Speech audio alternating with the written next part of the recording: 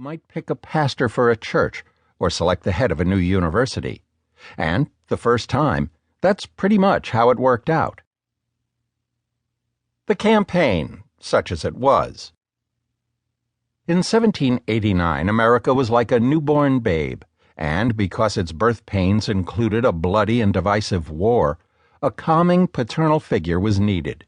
The only one who really fit the bill was Commander-in-Chief George Washington, who, even back then, was being called the father of his country. Washington was not happy about his role as the anointed one. He was a genuinely reluctant leader who, at age 56, thought he was too far past his prime to undertake such a challenge. As he told his future Secretary of War, Henry Knox, "My movement to the chair of government will be accompanied by feelings not unlike those of a culprit who is going to the place of his execution." But Washington had presided over the Constitutional Convention, which met in Philadelphia in 1787, to create a coherent democratic governing system. His friends, Alexander Hamilton and James Madison, convinced him that America needed his presence, if only to make sure that the gains of the Revolutionary War did not disappear in factional infighting between states' rights advocates and those who favored a strong central government. Never mind that the general had some decidedly undemocratic ways, such as his habit of referring to himself in the third person, like an 18th-century Julius Caesar, his dislike of shaking hands, he preferred bowing, and his ownership of slaves. Washington was the chosen man. The first presidential election in American history was also the quickest. There was no popular vote. One would not be held until 1824.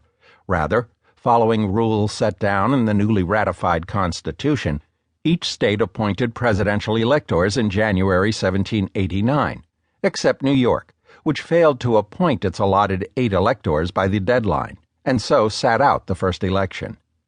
With the first electoral college thus established, electors cast 2 votes for 2 people, a point that became extremely controversial in early American history. The man who received the most votes would be president. The man with the second most amount would be vice president. The only hint of skullduggery came from the crafty Alexander Hamilton. He urged electors to waste their second votes on candidates not even in the running, to ensure that his rival John Adams, patriot and framer of the Declaration of Independence, would have no chance of becoming president. The winner, George Washington. Hamilton's strategy was quite unnecessary, for Washington had everything sewn up from the beginning and walked away with all 69 electoral votes. All Hamilton really accomplished was to royally tick off John Adams. He would later complain about the scurvy manner in which he had been made vice president. These grumblings foreshadowed things to come, but for the time being all was wonderful.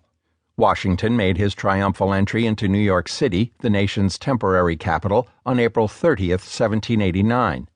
Thousands of spectators thronged the road that led from Mount Vernon, cheering and tossing flowers. The first president was ferried across the Hudson River on an enormous barge manned by 13 white-smocked sailors. The barge was surrounded by a veritable flotilla of ships, filled to the gunwales with celebrants who sang Washington's praises to the spring skies. In more ways than one, the election of 1789 was the smoothest sailing an American presidential candidate would ever have. Of course, the sailing wasn't completely smooth. The acerbic John Adams did claim that the only reason Washington was chosen for everything was that he was taller than anyone else in the room.